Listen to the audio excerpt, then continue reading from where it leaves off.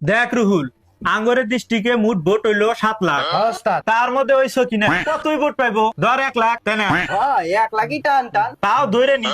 আর ওই রাশিদুল, ও তো এবার নতুন ভোটে দাঁড়াইছে। কথা তো ঠিকই ওস্তাদ। ও তো রাজনীতির কিছুই বোঝে না, ও আর কি ভোট পাইবো?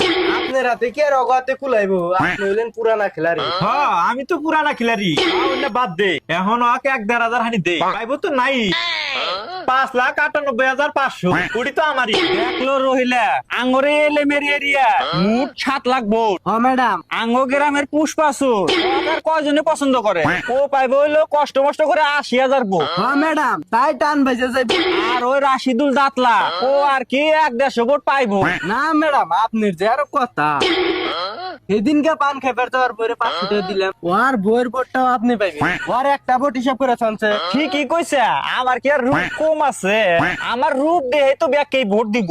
কি কইছেন ম্যাডাম? আসল কথা এখন কইছে। কার কথা শুনে যে আমি বুড়া দাঁড়া জমি জমা বেছে সব টাকা নষ্ট করলাম, আমাকে তো কাই ভোট দিব না। এবার ফার্স্ট বুড়া দাঁড়াইছি, কাম করে খাওয়া লাগবো, কালি করি। এবার আঙ্গরের ডিস্ট্রিক্টের এমএলএ হইলো রাশিদুল।